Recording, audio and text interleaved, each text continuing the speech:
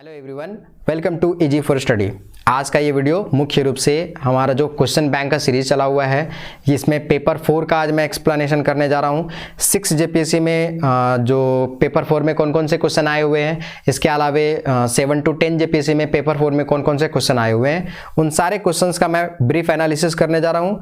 Hope so कि आप पहले जितने भी वीडियो आए हैं, पेपर 1, पेपर 2, पेपर 3, इन सारे वीडियो को पहले एनालाइज कर लिए होंगे, देख लिए होंगे। उसके बाद अगर आप यहाँ पे देखेंगे तो आपको ओवरऑल जो है वो ज़्यादा समझ में आएगा, इसलिए क्योंकि वो सेगमेंट भी इसी का पार्ट है। ठीक है, इसीलिए मैं बताने जा रहा हूँ कि पहले उन सबको जरूर देख लें, इसीलिए मैं सीक्वेंस को फॉलो कर रहा हूँ। पेपर 1, पेपर 2 और पेपर 3 का वीडियो ऑलरेडी अपलोड हो चुका है, उसको जरूर देखें। ये पेपर 4 होगा, Indian constitution and polity, public administration and good governance. ये पेपर 4 है। इसका मैं पहले 6 जेपीएससी का क्वेश्चन को एक्सप्लेन करूंगा, इसके बाद 7 to 10 जेपीएससी में जो सवाल आए हैं उसको एक्सप्लेन करूंगा। ठीक है, तो आगे बढ़ते हैं। तो देखिए यहां पर जो पेपर 4 है वो 6 जेपीएससी में क्या हुआ, कैसा क्वेश्चन आया था। 6 जेपीएससी में जो सवाल थे वो कैसे आए हुए थे वो देखिए। पहले तो सवाल का आपको समझ लेना होगा कि पेपर क्या था। Indian constitution and polity, public administration and good governance.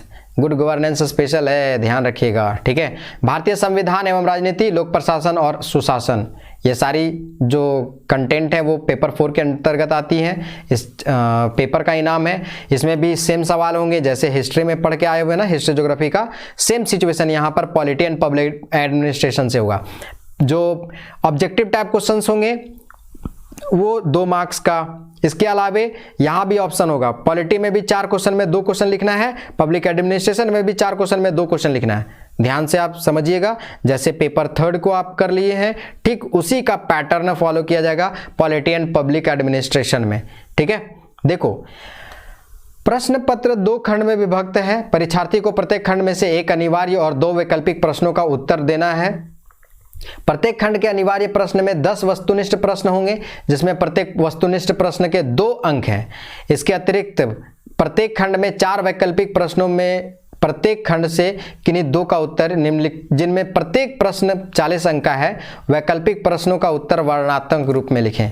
ये सारी बातें ऑलरेडी मैं बता चुका हूँ, ये कहानी बस जो निर्देश था वो मैं बस पढ़ के सुना दिया हूँ। सेम सिचुएशन है। अभी यहाँ पर आपको मिलेंगे पॉलिटी से 10 ऑब्जेक्टिव और इसके अलावा पब्लिक एडमिनिस्ट्रेशन से 10 ऑब्जेक्टिव। पॉलिटी में भी 4 क्वेश्चन में 2 क्वेश्चन लिखो और पब्लिक एडमिनिस्ट्रेशन में भी 4 क्वेश्चन में 2 क्वेश्चन लिखो। होप सो कि आपको क्लियर हो गया होगा। चलो देखो, जैसे पेपर 3 का करके आए वो ना, उसी तरह पेपर 4 में होगा। पहला जो सवाल है वो है पॉलिटी पब एड का पहला। विच of the following was inserted in the preamble of the constitution of India through 42nd constitutional amendment act. बोलता है कि निम्नलिखित में से कौन सा 42वें संविधान संशोधन के माध्यम से भारत के संविधान की प्रस्तावना में जोड़ा गया था। तो वो कौन सा जोड़ा गया था, तो वो आपको ध्यान में रख लेना होगा कि जो ऑप्शन सी इसका आंसर सही होगा। ठीक है, ये वाला। होप सो कि ये क्लियर हो गया होगा पहला। अब आते हैं दूसरा। ये थोड़ा सा यहाँ आपको फोटो थोड़ा खराब दिख रहा होगा। दूसरा सवाल है, पर मैं पढ़ देता हूँ तब आपको अच्छे से समझ में आ जाएगा। बोलता है the fundamental duties are provided in which of the following part of the constitution of India. बोलता है कि मूल कर्तव्य भारत के संविधान के निम्नलिखित में से किस भाग में दिए गए हैं। तो कौन सा भाग में भारत का मूल कर्तव्य है, तो मूल कर्तव्य का जो पार्ट है वो पार्ट 4 का क है ना, 4 का क, पार्ट 4 का क होगा इसका आंसर। नेक्स्ट देखो तीसरा number, consider the following and justify the correct composition of Indian parliament. बोलता है कंपोजिशन करना है, यानी निम्नलिखित पर विचार कीजिए और भारतीय संसद के सही गठन को चिन्हित कीजिए। तो इसमें कौन होगा, तो देखो लोकसभा, राज्यसभा और राष्ट्रपति, ये तीनों मिलाने के बाद हमारा संसद हो जाता है, बराबर संसद। ऑप्शन सी सही है, president, Rajya Sabha and Lok Sabha. 4 number देखो, under which of the following article of the constitution of India the supreme court is empowered to issue different writs for the enforcement of fundamental rights of the citizens. That means Bharat के संविधान के किस अनुच्छेद के अंतर्गत भारत का उच्चतम न्यायालय नागरिकों के मूल अधिकारों के प्रवर्तन के लिए विशिष्ट विभिन्न रीट जारी करने का अधिकार रखता है। यानी कि सबसे पहले ये देखो, उच्चतम न्यायालय मतलब सुप्रीम कोर्ट। सुप्रीम कोर्ट जो था नहीं है, सुप्रीम कोर्ट जो है वो रीट जारी करता है अनुच्छेद 32 के तहत, आर्टिकल 32। नेक्स्ट देखो 5, who was the first speaker of first Lok Sabha of India. तो भारत के प्रथम लोकसभा के पहले अध्यक्ष कौन थे? तो जीवी मावलंकर। ठीक है, ये ए आंसर इसका हो जाएगा। नेक्स्ट देखो 6 नंबर, बोलता है a bill is deemed to be a money bill as per article 110 if it contains provisions dealing with the matters relating to। बोलता है कि एक विधेयक को वित्त विधेयक माना जाता है अनुच्छेद 110 के अनुसार यदि इसमें संबंधित प्रावधान शामिल है। क्या सब प्रावधान शामिल है तब इसको कहा जाएगा? तो भारत सरकार के उधार लेने का नियमन, ठीक है, भारत के समेकित निधि की निगरानी, ठीक है, भारत राज्य के खातों की लेखा परीक्षा, that means regulation of borrowings of the government of India, सही है, custody of the consolidated fund of India, ये भी सही है, audit of the accounts of the state, ठीक है, ये भी सही है, यानी कि all of the above. Option D इसका आंसर सही होगा, 6 का डी। ठीक है, अब नेक्स्ट देखो, political parties in India are registered and recognized by which of the following. यानी कि भारत में राजनीतिक दलों को निम्नलिखित में से किसके द्वारा पंजीकृत और मान्यता प्रदान की जाती है? तो ऑब्वियस सी बात है, किसके द्वारा ये कराई जाती है? भारत के निर्वाचन आयोग के द्वारा। ठीक है, अब देखो 8वां number, how many items are included in the 11th schedule of the constitution of India. यानी 11वीं अनुसूची में कितनी बातों को रखा गया है? भारत के संविधान की 11वीं अनुसूची में कितने विषय सम्मिलित किए गए हैं? तो ये है आपका टोटल 29 विषय। ठीक है, ऑप्शन नंबर इसका होगा बी। नेक्स्ट देखो 9 number, in India national Panchayati Raj day is celebrated on. तो भारत में राष्ट्रीय पंचायत दिवस कब मनाया जाता है? तो यह मनाया जाता है 24 अप्रैल को राष्ट्रीय पंचायत दिवस। ठीक है, ये भी डन हो गया। नेक्स्ट देखो 10 नंबर, 10वां नंबर है, which of the following article in the Indian constitution prescribe the qualification for the appointing a person as governor of a state in India. बोलता है भारतीय संविधान में निम्नलिखित में से कौन सा एक अनुच्छेद भारत में राज्य के एक राज्यपाल के रूप में क्या किया जा सकता के रूप में एक व्यक्ति को नियुक्त करने की योग्यता निर्धारित करता है? कौन सा आर्टिकल जो है वो राज्यपाल की योग्यता से संबंधित है? तो ये है आर्टिकल 157। ठीक है, होप सो कि आपका ऑब्जेक्टिव टाइप 10 का 10 डन हो गया होगा। अब आप इसका लॉन्ग आंसर टाइप क्वेश्चन देखिए, फिर से यहाँ पर 4 क्वेश्चन आएंगे, 2 3 4 5, और ये चारों में से कोई 2 को आंसर करना है, और ईच क्वेश्चन का मार्क्स कितना है? 40 मार्क्स का। देखो दूसरा नंबर, fundamental right in India are over stressed while the fundamental duties are under emphasized, do you agree? Give reasons to support your answer. बोलता है कि भारत में मूल अधिकारों पर अत्यधिक बल दिया जाता है। ऑब्वियस सी बात है, ज़्यादा हम लोग मांग करते हैं, जहाँ कुछ उल्टा पल्टा मूल अधिकार पर होता है सीधा चला जाते हैं कहाँ पे? सुप्रीम कोर्ट में, है ना, क्योंकि एक ऐसा यही है जब फंडामेंटल राइट का वायलेशन होगा तो हम सीधा सुप्रीम कोर्ट तक जा सकते हैं, बाकी सब का हमको फॉलो करना पड़ेगा प्रॉपर प्रोसीजर को। तो बोलता है कि भारत में मूल अधिकारों पर अधिक बल दिया जाता है जब मूल कर्तव्य को कम, और जबकि मूल कर्तव्य को कम महत्व दिया जाता है। ऑब्वियस है कि हम जो धरोहर है, ऐतिहासिक बिल्डिंग है, उसका हम प्रॉपर मैनेजमेंट नहीं करते हैं, हम लोग खुद नहीं ध्यान रखते हैं।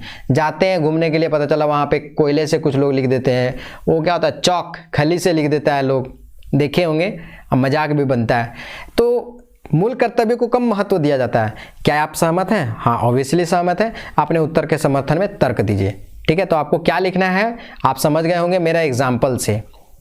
जहां हमको फंडामेंटल राइट का वायलेशन दिखता है सीधा सुप्रीम कोर्ट में हल्ला करने पहुंच जाते हैं, लेकिन वही फंडामेंटल ड्यूटीज की बात होती है तो हम लोग पीछे हट जाते हैं। कैसे? जैसे एग्जाम्पल बताए कि हिस्टोरिकल मॉन्यूमेंट घूमने जाते हैं, वहां तोड़ फोड़ भी कुछ लोग कर देते हैं। ठीक है, कुछ कुछ बर्बाद कर देते हैं, कुछ चीज़ों को डिस्ट्रॉय करते हैं, उस पर कोई बहुत ज़्यादा कंसर्न नहीं रखता है। ठीक है, तो कहीं ना कहीं ये मूल कर्तव्य का क्या है, कम महत्व दिया जाता है, जबकि मूल अधिकार को ज़्यादा महत्व दिया जाता है। थोड़ा सा और इसको ब्रॉड वे में आंसर लिखना होगा। अब ये तो आपको समझाने का मेरा तरीका हुआ। नेक्स्ट देखिए, examine the power and function of the Indian prime minister specially in post of liberalization era. बोलता है कि लिबरलाइजेशन एरा में जो पावर और फंक्शन है ना, वो कैसा, विशेषकर उदारीकरण के बाद, यहाँ ध्यान रखिएगा, लिबरलाइजेशन के बाद के दौर में भारतीय प्रधानमंत्रियों की शक्तियों तथा कार्यों का परीक्षण कीजिए। ठीक है, पीवी नरसिम्हा राव रहे थे उस समय उदारीकरण के टाइम पीरियड में 1991 में। क्लियर है।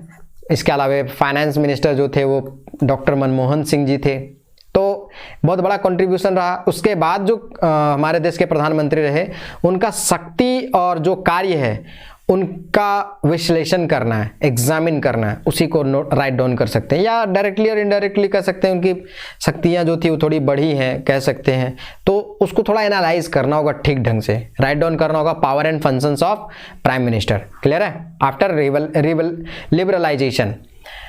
तीसरा नंबर डन हो गया होगा ऑब्वियससली। अब चौथा नंबर देखो, the 73rd and 74th constitutional amendments have infused life in the working of rural and urban local government institutions. Discuss critically। बोलता है 73वें और 74वें संविधान संशोधनों ने ग्रामीण और नगरीय स्थानीय संस्थाओं के कार्यकरण में जीवन को अनुप्रेरित कर दिया है। आलोचनात्मक विवेचना कीजिए। देखो, जब 73वां और 74वां जो संविधान संशोधन है वो संबंधित है किस चीज़ से, तो लोकल बॉडी से, जैसे कि 73वां भी हुआ और 74वां पंचायतों और नगर निगम से संबंधित है। ठीक है, तो इससे क्या हुआ कि ग्रामीण और नगरीय जो स्थानीय संस्थाएं थी उनका कार्यक्रम में जीवन को अनुप्रेरित कर दिया। ठीक है, कैसे, और उसमें ध्यान में रख लेना है। ठीक है, बहुत ज़्यादा जो कॉन्स्टिट्यूशनल राइट है वो प्रोवाइड तो कर दिया। 73rd और 74th अमेंडमेंट एक्ट किसको, नगरीय ग्रामीण स्थानीय शासन को और नगरीय स्थानीय शासन को, लेकिन कहीं ना कहीं कुछ कुछ चीज़ें जो थी अभी भी उसमें कमियां हैं, या कह सकते हैं पावर तो दिया गया लेकिन कुछ कुछ प्रॉब्लम्स हैं, उसी को क्रिटिसिज्म करना है, थोड़ा थोड़ा, ज़्यादा नहीं कर देना। यही है आलोचनात्मक विवेचना किसका, 73rd और 74th अमेंडमेंट एक्ट का। क्लियर है, जो संबंधित है ग्रामीण संस्था से और नगरीय संस्थाओं से। ठीक है, नेक्स्ट देखो, right notes on the following concept of public interest litigation, मतलब PIL का कंसेप्ट बताना है। PN भगवती का भी मेंशन कर देना, यही ना फादर है PIL। इसके अलावा संविधान में समानता के अधिकार की गारंटी, मतलब right to equality guarantee in the constitution, इन दोनों को क्या करना है, शॉर्ट नोट लिख लेना है। अब देखो यहाँ पे 2 पॉइंट है, तो 20-20 मार्क्स के जैसा लिख देना ताकि बढ़ जाए और आपको 20-20 मार्क्स के अप्रॉक्स में आंसर मिल जाए। 40 मार्क्स तो नहीं मिलेगा, पर अगर आपको यहाँ से 15 नंबर भी मिल जाता है तो 12 नंबर भी या 15 नंबर के आसपास भी मिल जाता है तो बहुत हो जाएगा। ठीक है, समझ गए होंगे। ये 5वां नंबर भी। अब आते हैं हम, ये तो पॉलिटी का पार्ट हो गया। अब देखिए पब्लिक एडमिनिस्ट्रेशन का। ठीक है, सेक्शन बी आया ना। सेक्शन बी देखिए, who was coined the acronym POSDCORB, यानी कि पोस्टकॉब POSD CORB परिवर्णी शब्द किसने दिया था, तो ये दिए थे लूथर गुलिक महोदय ने। पोस्टकॉब सिद्धांत जो था वो लूथर गुलिक महोदय का है। ठीक है, दूसरा सवाल, which of one of the following thinker favours similarities in public administration and private administration. बोलता है निम्नांकित में से कौन सा एक चिंतक लोक प्रशासन तथा निजी प्रशासन में समानताओं का समर्थक है, तो कौन है, ये है समर्थक आपके क्वेश्चन नंबर 2 में हर्बर्ट साइमन, इसके अलावा पॉल H. एप्पलबी, हेनरी फैयल और सर जेसिया स्टाम्प। तो इसका हेनरी फैयल। ठीक है, दूसरा का आंसर होगा हेनरी फेयल।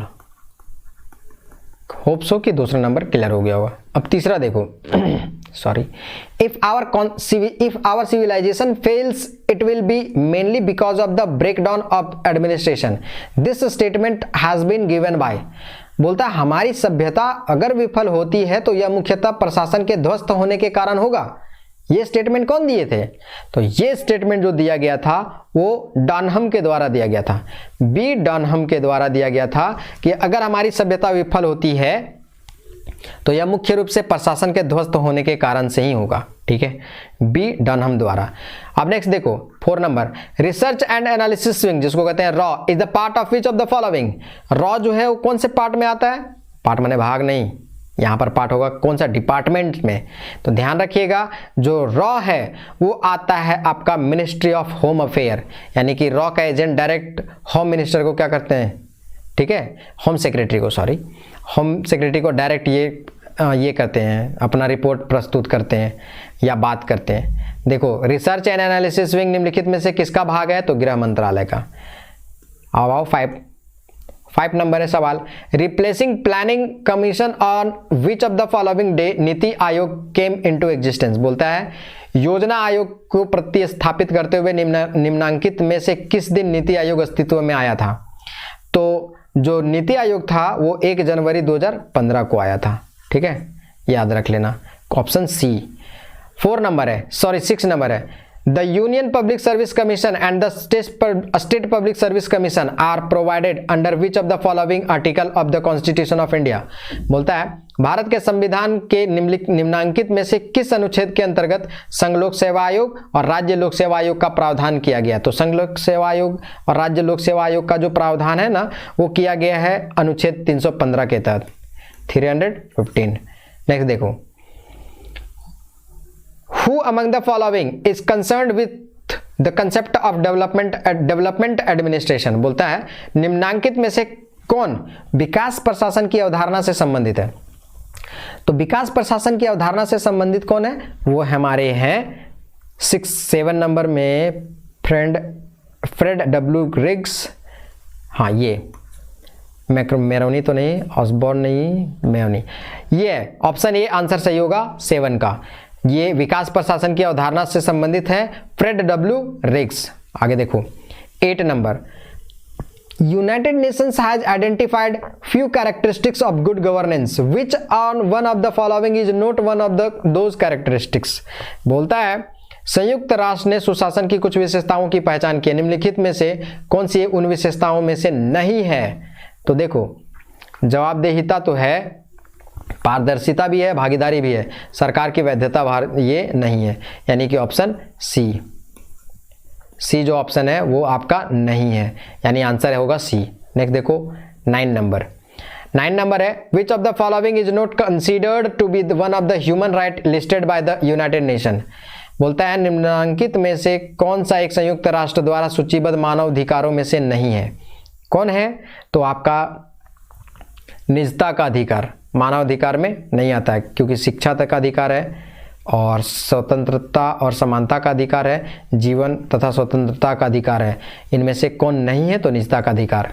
ठीक है, अब नेक्स्ट देखो 10 number, how many types of bureaucracy were given by the Morstein Marx. यानी मॉर्स्ट्रेन मार्क्स के द्वारा नौकरशाही के कितने प्रकार बताए गए हैं? तो ये 5 प्रकार बताए हैं, 5 प्रकार। ठीक है, ऑप्शन डी सही होगा इसका।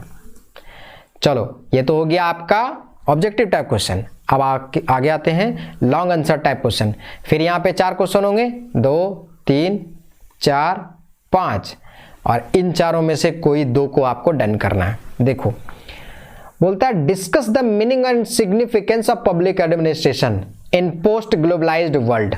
बोलता है वैश्वीकरण के उपरांत दुनिया में लोक प्रशासन के अर्थ तथा महत्व की विवेचना करिए। देखिए स्ट्रेट फॉरवर्ड सवाल नहीं आते हैं, बहुत सारा आपको ट्विस्टेड सवाल भी मिलता है। तो जब भी आप क्वेश्चन को तैयार करें या जब भी आप जब आप तैयारी के दौरान हो या आप कह सकते हैं कि जब प्रिपरेशन कर रहे हो, तो आप इसका जितना भी डायमेंशन है ना सारा को एनालाइज ठीक ढंग से करिएगा, नहीं तो आपको प्रॉब्लम हो सकता है। ठीक है, तो क्या बताया कि कैसे वैश्वीकरण के बाद लोक प्रशासन का जो अर्थ है और उसका महत्व है वो बढ़ा है, उसका क्या इंपॉर्टेंस रहा है उसके बारे में बताइए। ठीक है, तीसरा नंबर सवाल है how the right to information act 2005 में आया था has achieved its desire objective of enhancing transparency in administration, if not identify reasons and suggest the road map ahead. सुशासन से संबंधित है, स्पेसिफिक पॉइंट बता दिए थे ना, तो सुशासन से संबंधित सवाल बनेंगे ही बनेंगे। तो बोलता है कैसे सूचना के अधिकार अधिनियम 2005 राइट टू इंफॉर्मेशन एक्ट 2005 ने प्रशासन में पारदर्शिता के इच्छित लक्ष्य को प्राप्त कर लिया है। प्राप्त कर लिया है क्या आपको लगता है? यदि नहीं यदि नहीं तो इसके कारणों को चिन्हित करते हुए आगे के मार्ग के लिए सुझाव दीजिए। देखो, राइट टू इंफॉर्मेशन एक्ट तो आ गया, लेकिन फिर भी बहुत सारी अभी कमियां हैं, वही कमियों को बताइए। यही चीज़ यहाँ सवाल पूछा है कि राइट टू इंफॉर्मेशन एक्ट में क्या क्या प्रोविजंस दिए गए थे, ठीक है, पीपल का क्या क्या राइट था, क्या वो राइट जो है वो प्रॉपरली यूटिलाइज कर पा रहे हैं, है ना, या प्रॉपरली अगर यूटिलाइज नहीं कर पा रहे हैं तो उसके पीछे रीजन क्या है, और उन रीजन को पहले बताओ, और उन रीजन को कैसे सॉर्ट आउट किया जा सके है उसको भी बताओ, सुझाव भी दो। आगे की राह मतलब बताना है, आगे की राह। क्लियर है? चलो, राइट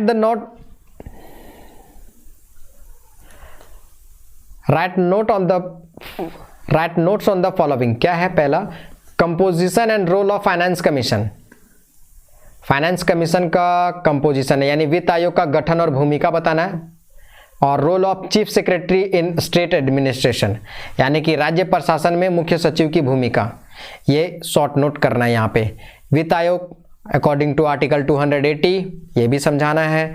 वित्त आयोग का गठन, उसका स्ट्रक्चर, उसकी संरचना क्या है, कौन होते हैं मेंबर, ठीक है, क्या फंक्शन है, ठीक है, ये भी ध्यान में रख लेना है, और सारी बातों को लिख दो, ये आ जाएगा इसमें। यानी 20-20 मार्क्स का आपको राइट डाउन करना है कि 20 मार्क्स के जैसा आंसर इसका और इसका भी। और राज्य प्रशासन में मुख्य सचिव, ठीक है ना, यानी कि चीफ सेक्रेटरी जो है ना स्टेट एडमिनिस्ट्रेशन में, उसका क्या महत्व है, क्या भूमिका है, उसके बारे में बताना है। नेक्स्ट देखो, discuss critically the organization and the working of the disaster management machinery in India. बोलता है भारत में आपदा प्रबंधन तंत्र के संगठन, स्ट्रक्चर बताना पहला। दूसरा कार्यकरण मतलब फंक्शन, ठीक है, यानी कि काम कैसे करती है। इसका आलोचनात्मक विवेचना करना है, काम बताओ और उसमें क्या कमियां हैं वो भी बता दो, यही है क्रिटिकली एग्जामिन करना है। देखो, पहले मैं बता रहा हूं और अभी भी बता रहा हूं फिर से कि भाई जब आंसर जब प्रिपरेशन कर रहा है, जैसे आप डिजास्टर मैनेजमेंट को पढ़ रहे हो, तो उसका जितना भी डायमेंशन है ना सारा देख लेना, क्रिटिकली एग्जामिन कर लेना, उसका इंपॉर्टेंस देख लेना, उसका सिग्निफिकेंस देख लेना। इन सारी चीज़ों को अपना एक रोड मैप तैयार कर लो कि जब कभी भी आंसर किसी भी डायमेंशन से पूछा जाए वो कम से कम डन हो जाए। होप सो कि आपका ये जो 6 JPSC वाला है वो डन हो गया होगा। अब आपको हम बताते हैं 7 JPSC में कैसे आया था, 7 to 10 वाला में। 7th to 10 JPSC में कैसा सवाल था, ठीक है, पेपर 4 में सेम सिचुएशन यहाँ भी है जैसे 6 में बताए थे कि भारतीय संविधान व राजनीतिक, लोक प्रशासन तथा सुशासन। सेम सीन यहाँ भी होगा, वैसे ही पैटर्न आपका मिलेगा कि 10 क्वेश्चन आपका होगा पॉलिटी का ऑब्जेक्टिव और 10 क्वेश्चन होगा पब्लिक एडमिनिस्ट्रेशन का ऑब्जेक्टिव। इसके अलावे 4 क्वेश्चन पॉलिटी का होगा लॉन्ग आंसर टाइप क्वेश्चन जिसमें 2 लिखना है, और 4 क्वेश्चन होगा पब्लिक एडमिनिस्ट्रेशन का, ठीक है, वो आपका लिखना है उसमें से 2 क्वेश्चन, ठीक है। होप सो कि आपको समझ में आ गया होगा। अब हम इसका देखते हैं सेक्शन ए में objective type question. Which one of the following were inserted in the preamble of the Constitution of India through 42nd Constitutional Amendment Act? Sovereign, sociality, integrity, A option है ना। तो इसका आंसर क्या होगा? B होगा इसका answer, socialist, secular and integrity. That means समाजवादी, पंथनिरपेक्षता और अखंडता। ये जो टर्म थे या तत्व थे, इनको जोड़ा गया था 42वें संविधान संशोधन अधिनियम के द्वारा, ठीक है। दूसरा सवाल, right to constitutional remedies is provided in which of the following articles of the constitution of India. बोलता है संवैधानिक उपचारों का अधिकार भारत के संविधान के निम्नलिखित में से किस अनुच्छेद में दिया गया है? तो बोला जाता है ना संवैधानिक उपचारों का अधिकार, वो अनुच्छेद है 32, है ना। अनुच्छेद 32 जो है वो किससे संबंधित है? वो संवैधानिक उपचारों के अधिकार से संबंधित है, ठीक है। नेक्स्ट देखो, तीसरा नंबर जो सवाल है वो है under which of the following article of the Constitution of India, the qualifications for elections as per precedent are provided। बोलता है कि भारतीय संविधान के किस अनुच्छेद के अंतर्गत राष्ट्रपति निर्वाचित होने के लिए अहर्ताएं निर्धारित की है। तो जो अहर्ताएं है ना, वो है अनुच्छेद 58 में। आर्टिकल 58 जो है वो अहर्ता से संबंधित है, ठीक है, अहर्ता से संबंधित। 4 नंबर देखो, विच एक्ट एस्टैब्लिश्ड राज्यसभा। बोलता है कि किस अधिनियम के द्वारा राज्यसभा की स्थापना की गई थी। तो भारत सरकार अधिनियम 1935 के द्वारा, गवर्नमेंट ऑफ इंडिया एक्ट 1935 के द्वारा राज्यसभा का स्थापना किया गया था। नेक्स्ट देखो, 5वां नंबर सवाल है, which article of the constitution of India provided that the law declared by the supreme court shall be binding on all courts with in the territory of India. बोलता है कि भारतीय संविधान के किस अनुच्छेद के अंतर्गत उच्चतम न्यायालय द्वारा घोषित विधि भारत के राज्य क्षेत्र के भीतर सभी न्यायालयों पर अबाधकारी होगा। ये किसके तहत बोला गया है? तो ये बोला गया है आर्टिकल 141 ऑप्शन बी। आर्टिकल 141 के तहत ये बोला गया है कि उच्चतम न्यायालय द्वारा जो भी घोषित विधि है वो राज्य क्षेत्र के भीतर जितना भी न्यायालय है सब पर अबाधकारी होगी, यानी उस पर लागू होगा। क्लियर है? बाइंडिंग होगा। 5वां नंबर हो गया होगा, होप सो। 6ठा नंबर देखो, 6ठा नंबर सवाल है, which bill comes under the exclusive jurisdiction of Lok Sabha. तो देखिए, मनी बिल, धन विधेयक जो होता है वो लोकसभा का संपूर्ण प्रभुत्व है। धन विधेयक पर लोकसभा का संपूर्ण प्रभुत्व है। 6 नंबर डन हो गया होगा। 7 नंबर देखो,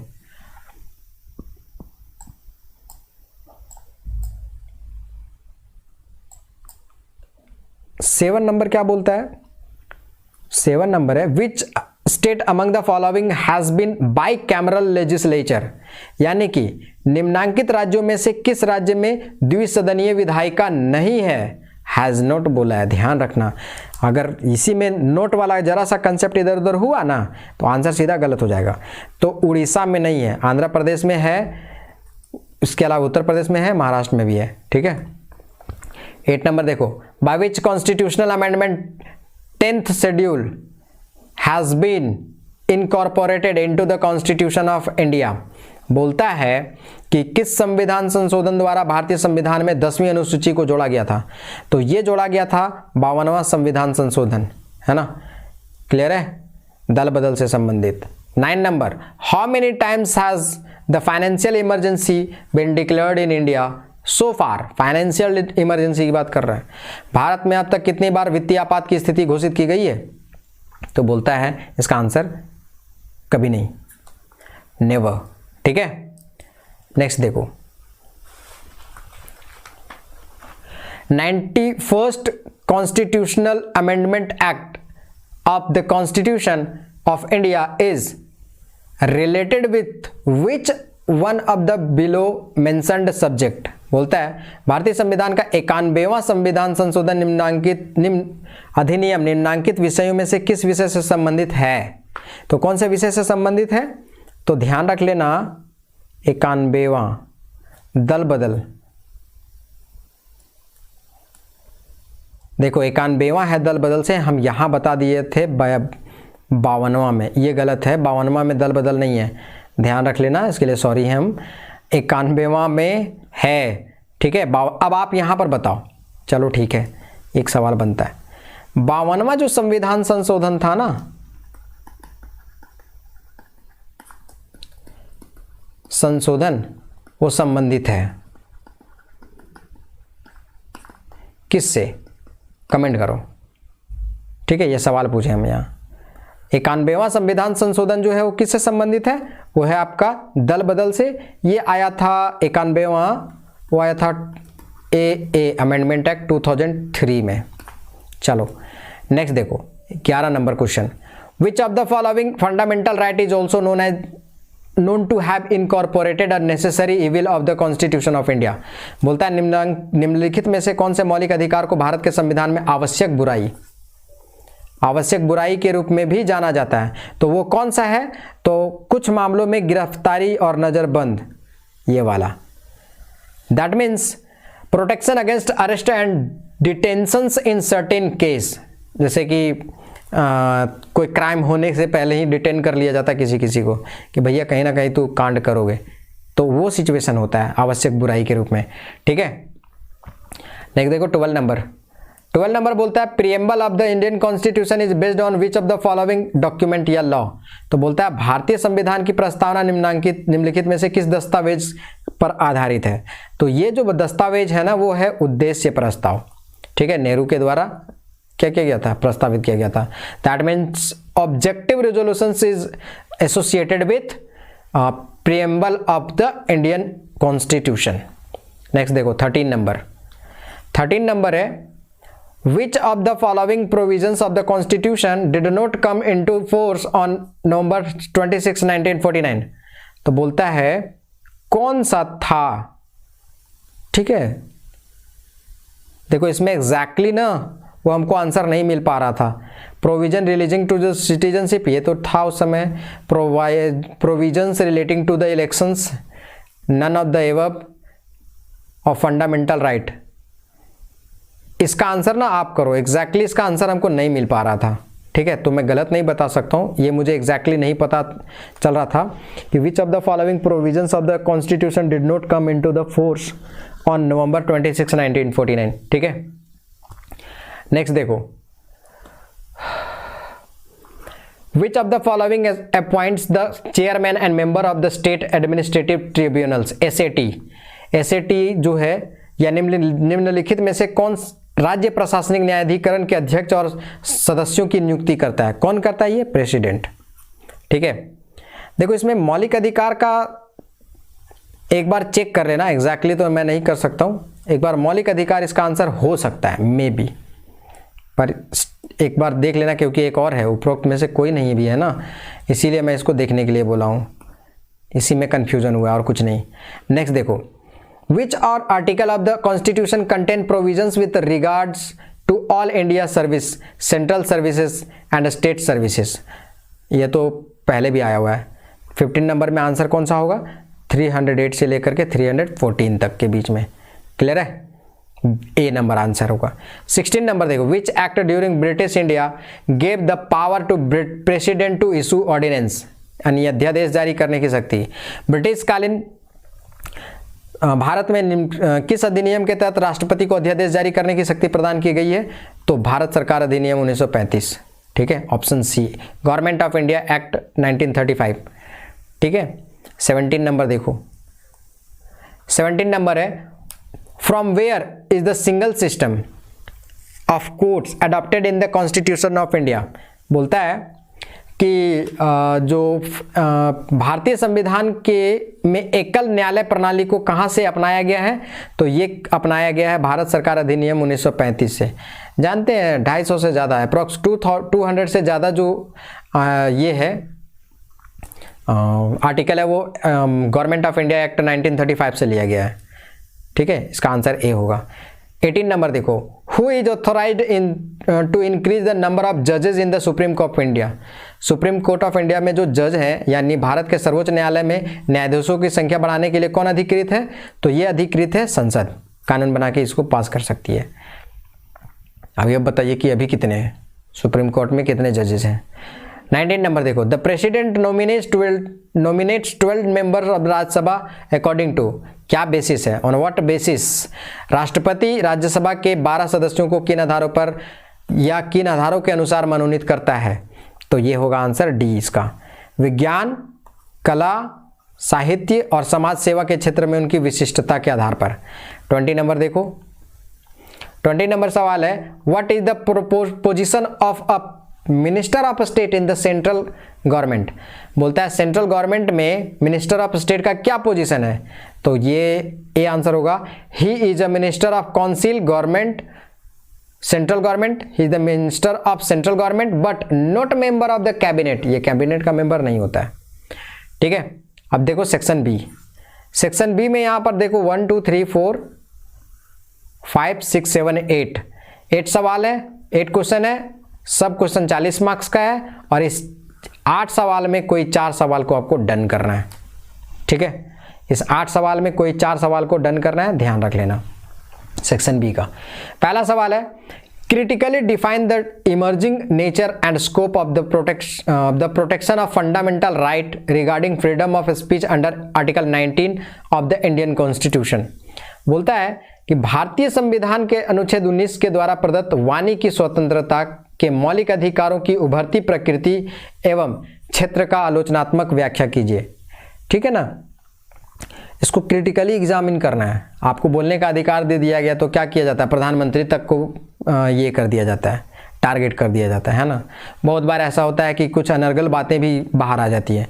तो बोलने का अधिकार दे दिया गया है, तो राइट तो दे दिया है कॉन्स्टिट्यूशन, लेकिन उसकी बहुत सारी क्या है, खामियां हैं, कमियां हैं, है ना।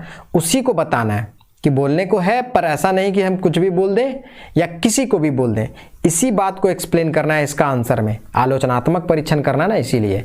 ठीक है, और इसका नेचर और स्कोप भी बताना, ध्यान रख लेना।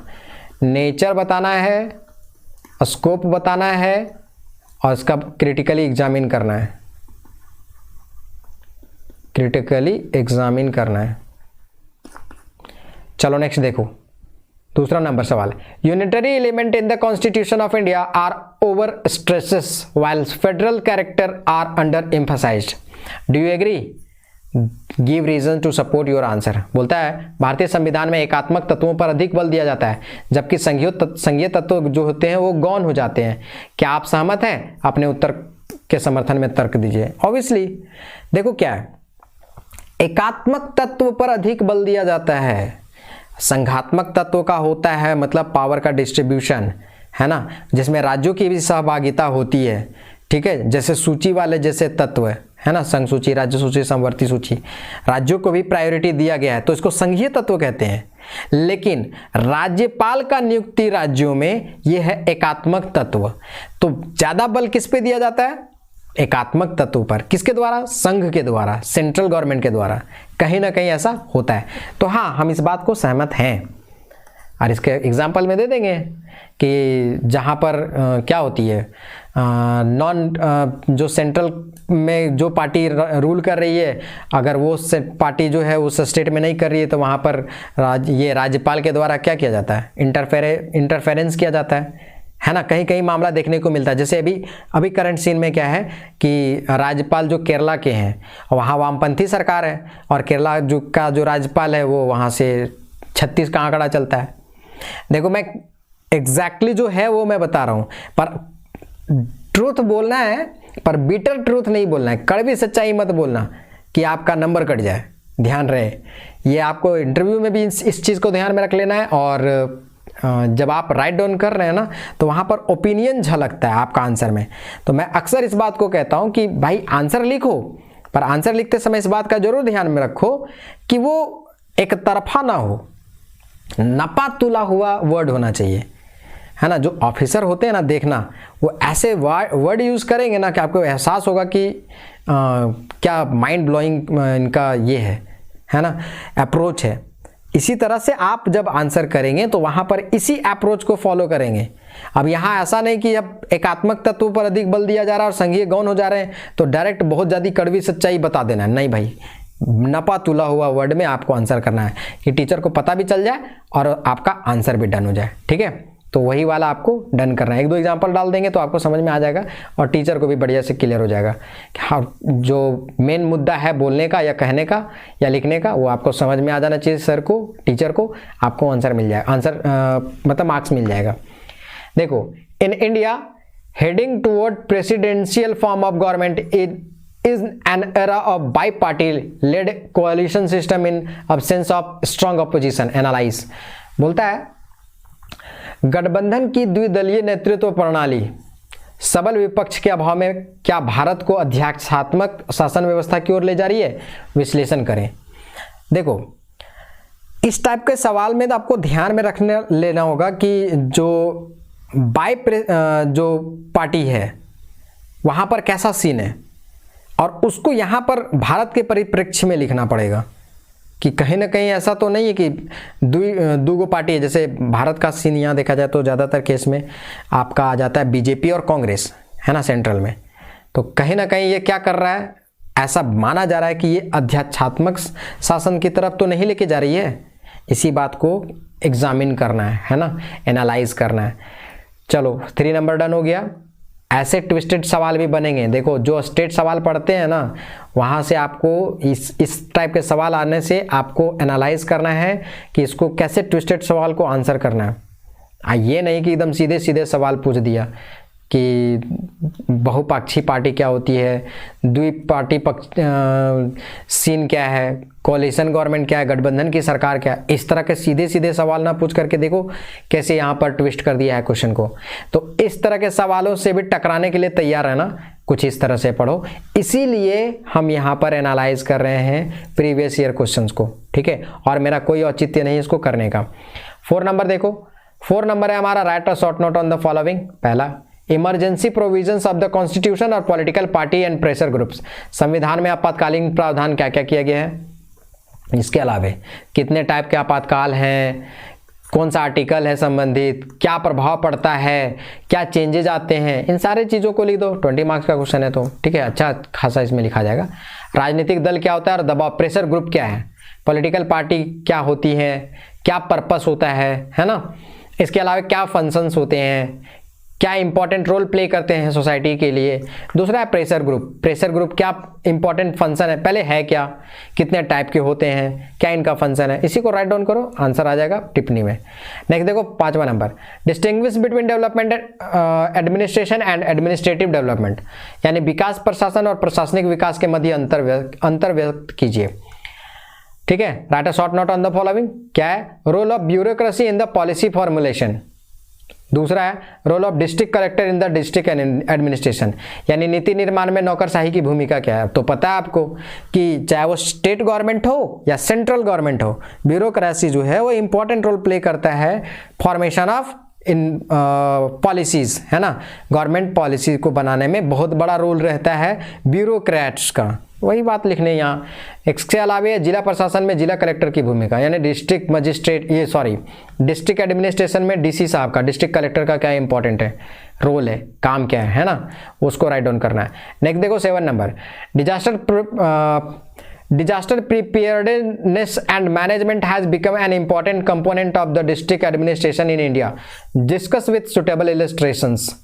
बोलता है भारत में आपदा प्रबंधन और तैयारी जिला प्रशासन का एक महत्वपूर्ण घटक बन गया है, उपयुक्त दृष्टांतों के साथ चर्चा करिए। देखो आपदा प्रबंधन की तैयारी और जिला प्रशासन इंपॉर्टेंट रोल प्ले करता है। कैसे, देखो डिजास्टर मैनेजमेंट है और डिस्ट्रिक्ट जो एडमिनिस्ट्रेशन है, ये दोनों मिलकर के काम करते हैं। तो अगर लोकल लेवल पर कोई घटना घटित होती है तो जो डिस्ट्रिक्ट एडमिनिस्ट्रेशन है उसको अच्छे से पता है, ये दोनों मिलकर के काम करेंगे तो इसका जो इम्पैक्ट है वो बढ़ जाएगा। कह सकते हैं कि जो क्या कह सकते हैं, इवैल्यूएशन है, या कह सकते हैं कि आउटकम जो आएगा कार्य का वो बहुत ज़्यादा आएगा।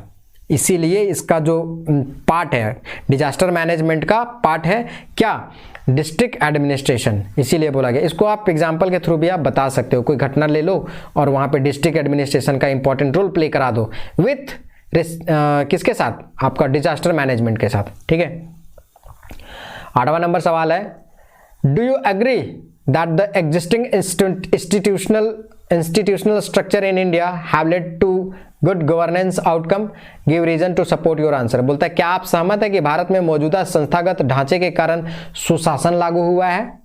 हाँ, सुशासन जो लागू हुआ है कहीं ना कहीं मौजूदा संस्थागत के ढांचा के कारण से ही। इसके पीछे बहुत सारे फैक्टर हैं, उसको आपको दे देना होगा। जो मौजूदा ढांचा है वो कैसा, जैसे मान के चलो लोकल सेल्फ गवर्नमेंट को कॉन्स्टिट्यूशनल राइट दे दिया गया है, तो कहीं ना कहीं सुशासन लागू करने में काम आ जाता है कि भैया प्रशासन में उसका भी रोल है, लोकल सेल्फ गवर्नमेंट का भी, तो कहीं ना कहीं सुशासन में वो इंपॉर्टेंट रोल प्ले करता है। तो यहाँ का जो इंस्टीट्यूशनल स्ट्रक्चर है ना वो रिस्पॉन्सिबल है किसके लिए, तो गुड गवर्नेंस के लिए। ठीक है, समर्थन में आपको आंसर करना है, ध्यान रख लेना। होप सो कि ये वाला भी आपका पूरा एनालिसिस समझ में आ गया होगा। अगर ना समझ में आ रहा हो तो आप कमेंट बॉक्स से जरूर कमेंट करना कि इसमें हम क्या और इम्प्रूवमेंट करें, क्योंकि मैं पहले भी बताया हूँ और फिर बता रहा हूँ कि जितने भी आपके रिकमेंडेशंस होंगे उसका मैं वेलकम करूँगा। ठीक है, बाकी मिलते हैं नेक्स्ट वीडियो में, तब तक के लिए थैंक यू वेरी मच।